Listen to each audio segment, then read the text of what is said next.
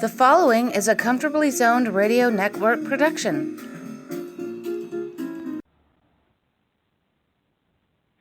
Thank you, Tally Olson. I am back.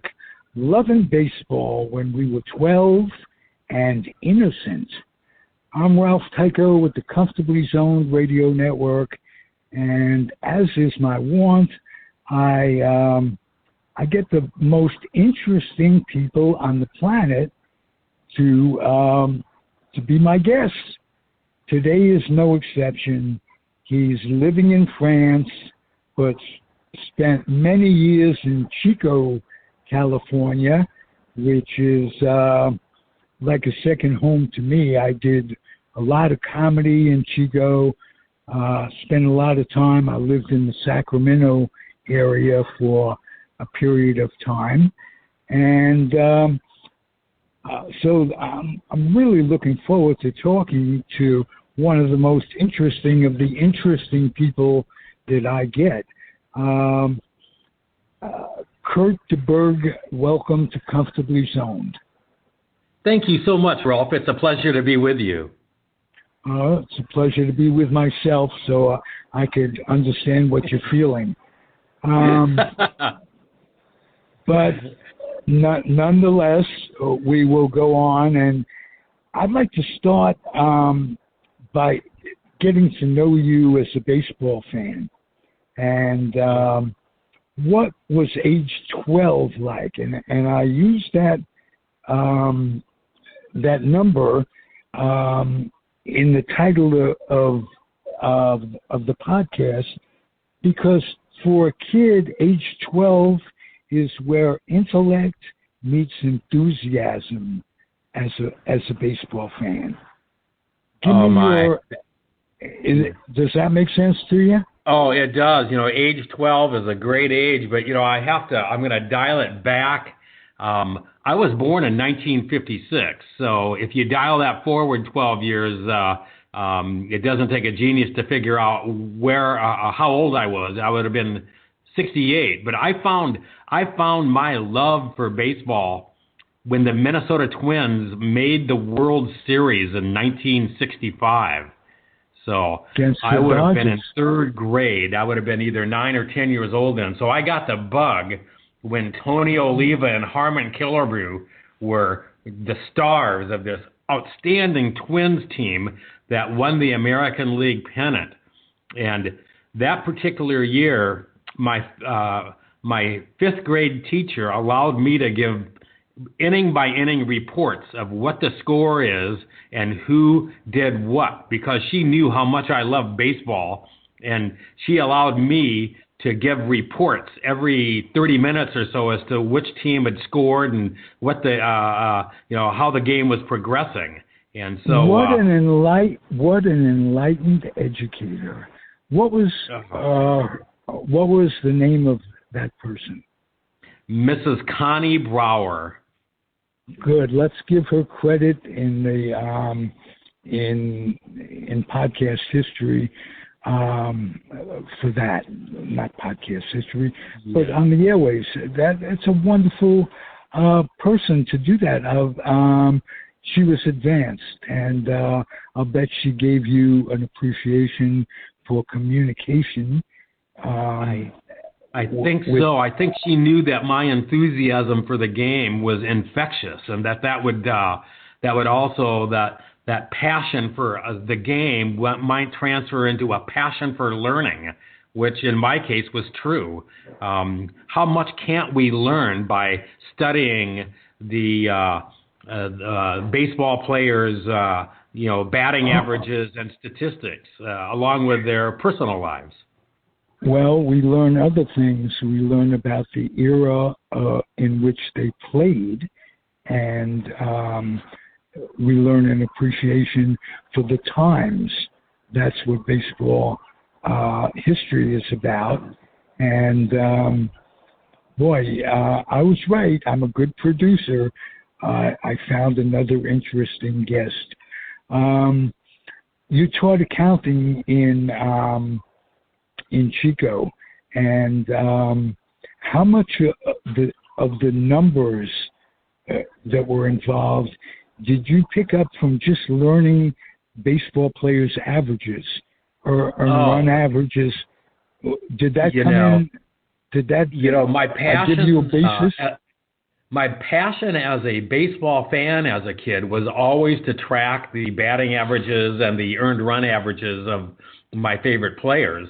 And I love the mathematics of the game of baseball, but what I loved even more was the story behind the game, the story of where the players came from and how they were able to succeed through injuries and through maybe problems with their managers. So baseball has not only the numbers to it, but it also has the stories and the faces that make up the players. And again, I became enthralled with Harmon Killebrew and Tony Oliva when I was 10 years old, because they were definitely the two stars of the Minnesota Twins, and they were loaded with talent that year. And I won't bore you, but I could name the starting lineup, and I could name the rest of the platoon players if you quiz me. But I won't try to impress your listeners with such minutia. But do know that the book I wrote about Tony Oliva was a tribute to Tony, as well as a tribute to my favorite author of all time. His name is Ernest Hemingway. I believe you may have heard of him, Ralph. I heard of him. I called him Ernie, but that we were kind of you and he were on first way. name basis. Well, not first name. He never called me Ralph. He'd always insist on Mr. Tyko, and I appreciated that, and we had a begrudging respect for one another. I joke, of course. Go ahead. Well, let me tell you something. Let me interrupt you because I'm apt to forget stuff, because I'm the token Jew with an I. But here's a Harmon Killebrew story, and you mentioned that he was one of your favorites. I do podcasting, as you know, and one of the guests that I had, my God, I'm blanking on his name, Mudcat Grant. Oh my gosh, Jim Mudcat Grant. Yes, he was the winner of Game 6 of the 1965 World Series, in which he hit a home run. I thought you'd recognize that name. But Mudcat told me a story about Harmon Killebrew. Mm-hmm. When he was traded from Cleveland to Minnesota in the between games of a doubleheader. And the first person to greet him and put his arm around him, and he was a great pitcher with Cleveland. And the reason he was traded was a racial thing that involved a pitching coach.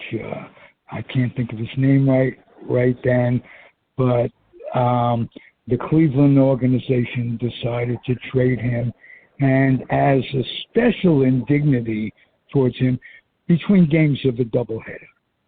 So the first person to put his arm around him and welcome him into the club, into the Minnesota organization, was Harmon Killebrew. And Harmon Killebrew was the nicest guy on the team. That's nicest guy you or I ever met. He was just a tremendous guy, and Mudcat Grant remembered that in an interview that, and I'll send you a link to it sometime after the show. But it gave me an idea about Harmon Killebrew as a person. You mentioned not just statistics. He was a borderline Hall of Famer because he was one-dimensional statistically and defensively. But what's much more important about Harmon Killebrew is that he was a first-round Hall of Fame human being. And oh, my gosh. And that's what baseball is about. And I thought you'd recognize that, as did I, in Harmon Killebrew. And right. We're walking down memory lane here. I mean, I met Harmon twice. Once when I was 12 years old, down the right field line at Metropolitan Stadium. And then I met him again when he was about probably 50 or 55 years old, when he was playing in a old-timers game at spring training in Phoenix, Arizona, back in 85 or 86. And he never would ever pass up an autograph possibility, and he always signed his name perfectly, because he told people that his autograph was a sign of his character, and he wanted people to understand that his handwriting was as important to him as his character. Well, I'm thinking of the way I write checks and the way I scribble it, and there might be something to that. The way I write my signature and what have you. That's very interesting. That's a story that will stick in my head for the rest of my life, because that's what you mentioned minutia. So it's all minutia. Trivia. Yeah. It's not trivia. It's minutia, and there's a big difference. Right. It's not trivial. Trivia is Latin for three roads, three streets, right? So it's a multiple choice question when it comes to trivia. But when it comes to minutia, it means attention to detail. And sometimes if you overlook the details, you overlook the big picture as well. So, Ralph, I love Harmon Killebrew, but the main character in my book, baseball player, was Tony Oliva. And my fable has Tony Oliva meeting Ernest Hemingway when they both lived in Cuba in the late 50s. Whoa. That is an imaginable setting. I remember 1959 when Castro took over, and my father, when he immigrated to the United States to escape World War II and the ravaging Nazis, he first went to Cuba and spent many years not many, but many months, let's put it that way, waiting to get over here. And so there's a connect there. Always has been with Cuban ball players and myself. Minnie Minoso was one of my favorite ball players, another Cuban. But tell me about your fable. Oh, yes. Well, to understand my fable, you have to understand about the fact that Hemingway lived in Cuba from 1939 until 1960. And by the late 50s, by 1958, he was not a very happy man. He was very much plagued by injuries and illnesses, and he was an alcoholic. He suffered from depression at times, but he loved baseball, and he especially loved the Chicago White Sox. But he had a thing for Joe DiMaggio as well, and Joe DiMaggio was cited a couple times in Hemingway's Pulitzer-winning book called The Old Man and the Sea. And the little boy in The Old Man and the Sea, his name is Manolin. And in my fable, Manolin is a little boy who lives in a fishing village called Kohimar, where Hemingway, he would keep his boat, the Pilar, harbored in the little bay there in the fishing village of Kohimar. And Hemingway befriended this little boy in my fable, and that boy became the muse for the little boy in The Old Man and the Sea. And that little boy and the old man both loved Joe DiMaggio. Well, Hemingway in 1958 was on his downward slide toward his early demise in 1961 when he ultimately killed himself in Ketchum, Idaho. But in 1958, I have Hemingway meet Papa Joe Cambria in the Floridita bar in Cuba. And Papa Joe Cambria was the scout for the Washington Senators then, who a couple years later became the Minnesota Twins. And Papa Joe Cambria and Papa Hemingway were friends. And Papa Joe Cambria invited Hemingway to go to the ballpark with him one day at the end of January to scout this young, coltish ball player who could hit the ball like no other. He could hit balls in a fashion that I refer to as frozen ropes. And but he had a problem. This young man had a problem catching fly balls. He had terrible defense. Plus, he had another problem. He was already almost 20 years old, and no scout would sign a kid that old because he was considered too old for minor league baseball then. And so Papa Joe Cambria took Hemingway out to the ballpark, and Tony Oliva was the young ball player from the province of Pinar del Rio. And they were playing an exhibition game against the Havana Sugar Kings. And the team that Oliva was playing on was a country team from Los Palacios. And, of course, Hemingway got a couple hits in the game. He also hit a home run. But near the end of the game, Oliva was injured when a ball hit him in the mouth, and he ended up having to put a gold tooth where he lost his tooth. And if anybody knows anything about Tony Oliva, they know that he had a gold tooth in one of his front upper teeth. And he so was in my always fable, that's how he broke his tooth. He was always smiling in real life, and that gold tooth showed through every time he was photographed. In fact, Ralph, wonderful. He's still alive. He's 83 years old, and he was just inducted into the Baseball Hall of Fame with the Golden Era Committee vote. And Tony Oliva is now a proud member of the 2022 Baseball Hall of Fame, along with Minnie Minoso, I might add. Yes, and you might subtract. You never know. You're an accountant. I think you have a career in comedy, Ralph. I think I've had a career in comedy, and this is where it's gotten me. Podcast radio, talking about sports and life. I'm funny, but to a limited amount of people. And hey, Ralph, you've asked me a lot of questions. May I ask you a question? Sure. How old are you? Because you've mentioned a few things. The fact that you know Jim Mudcat Grant means you probably are in your late 60s or early 70s. Am I right or wrong about that? You were right. I'm in my mid-70s and enjoying the hell out of it. Just being alive is a privilege. And my second question is, Ralph, how did you learn about my book that I had written about Tony Oliva and Ernest Hemingway? Well, if I told you that, I'd have to. You'd have to kill me.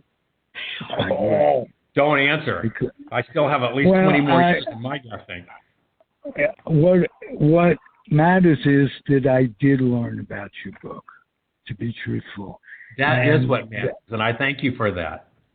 And I'm delighted that I did. You've been a great interview. Oh, would you please thank you. You're very kind. Would you please come back on a regular basis, because you're the most interesting person I know from France, except Sarah Summer, an old friend of mine from Oakland, a baseball fan, is now an expat. She lives in France and plans to for the rest of her life. Do you plan to live in France for the rest of your life? You know, let's just say that the place I'm living here in France, it's on the southwest coast, and it's part of the Basque Country. And Hemingway had lots of friends from the Spanish Civil War from the Basque Country, and he actually visited this city called Onday. He came here 6 times during his life, and he always said that he loved this part of the world near San Sebastian, Spain, and Pamplona, and Saint-Jean-de-Luz, France, and Biarritz, France. But do I plan to live here the rest of my life? I would say at this point, yes, because I found no better place to want to be. But it's not a matter of where you are. It's a matter of who you're with. And I'm with a lovely lady here. She's a French lady. We live above a coffee, chocolate, and tea store, and my friend owns this store. So each morning, after I've read the morning news, I can make my way down to the coffee store and have a coffee right from my friend's Café Magasin, a coffee store. Well, that's your wake and bake. I envy you, and I hope you envy me because well, envy is a sin, I think. Let's just say I like you a great deal, Rolf, and I would hope that you would invite me to come back and talk more about Tony O or Harmon or Ernest Hemingway. I could talk, as you can tell by now, I'm passionate about literature. You know, I not only love Hemingway, I love Steinbeck, I love Faulkner, I love William Styron. There are so many great American writers that I love, and if I had not become an accounting professor, I'm quite sure I would have become an English professor. Wow. Did you ever teach English as, for say, a semester or whatever? Did you have any experience teaching it? No, my high school English and math teachers both advised me not to become high school teachers because they knew I had a strong desire to see the world. And they said, Kurt, unless you happen to come from wealth, you will never be able to see the world on a high school English teacher's salary. And so they encouraged me to find a discipline like financial accounting where I could teach it, I could pursue my passion to teach, and my philosophy was if I'm really good at something, I would be able to teach it to others.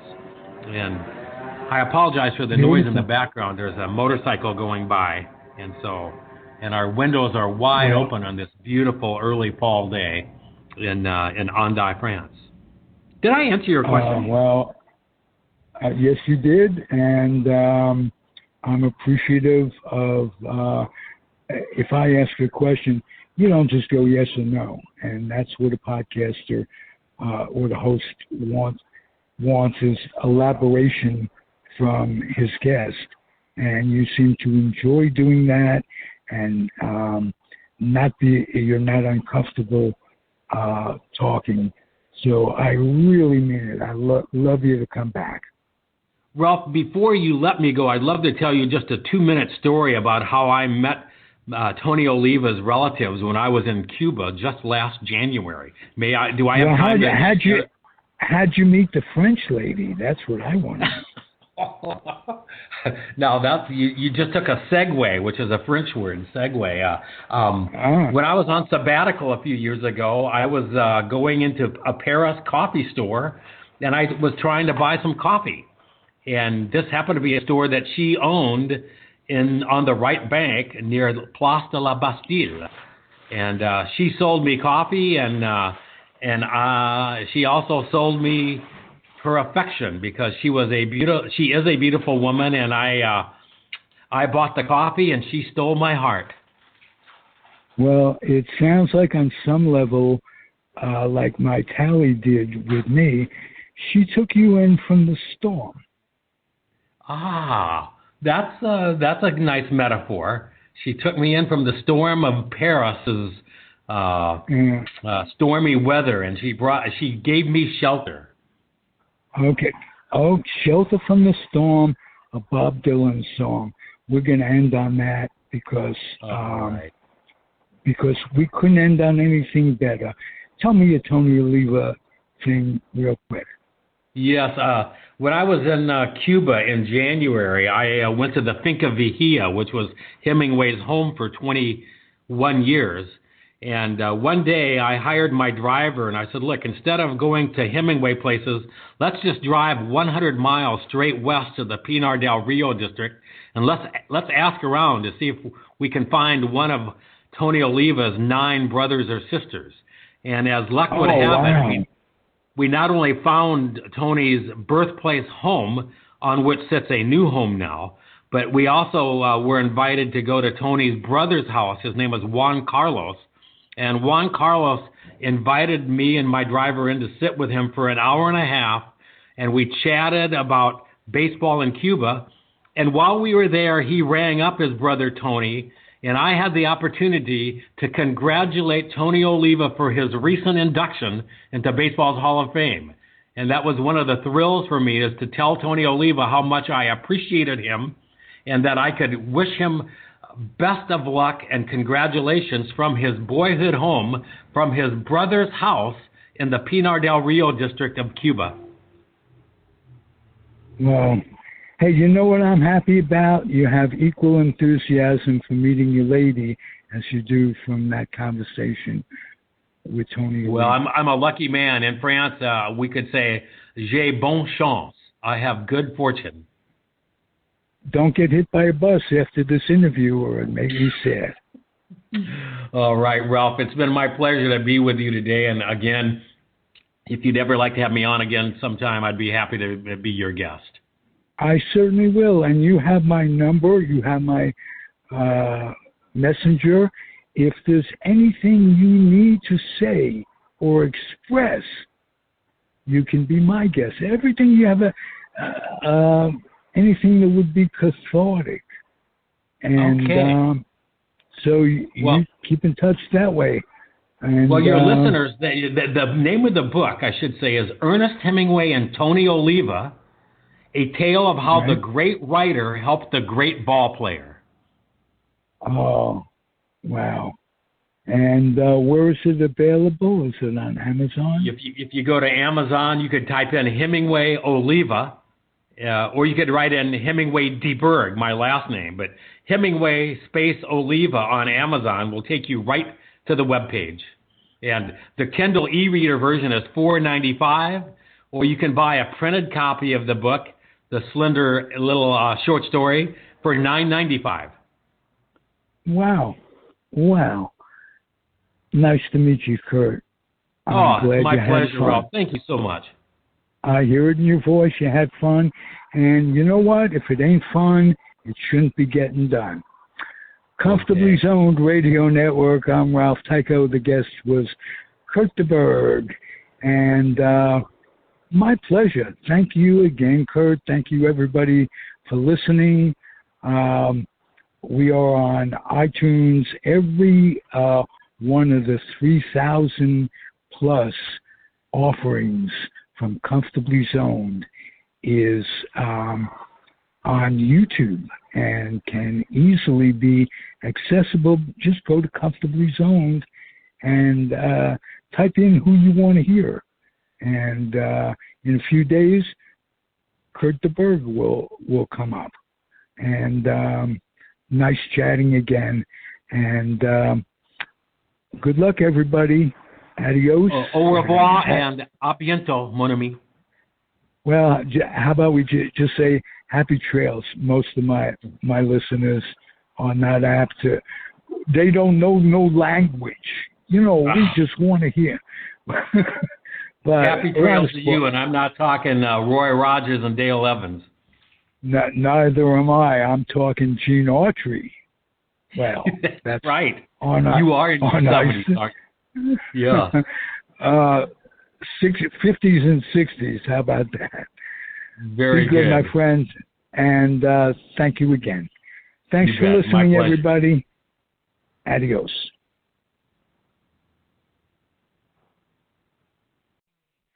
The proceeding has been a Comfortably Zoned network production.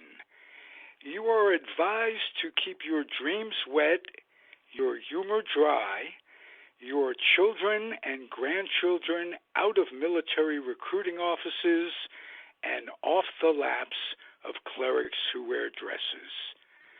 Thank you for listening, everyone. Happy trails.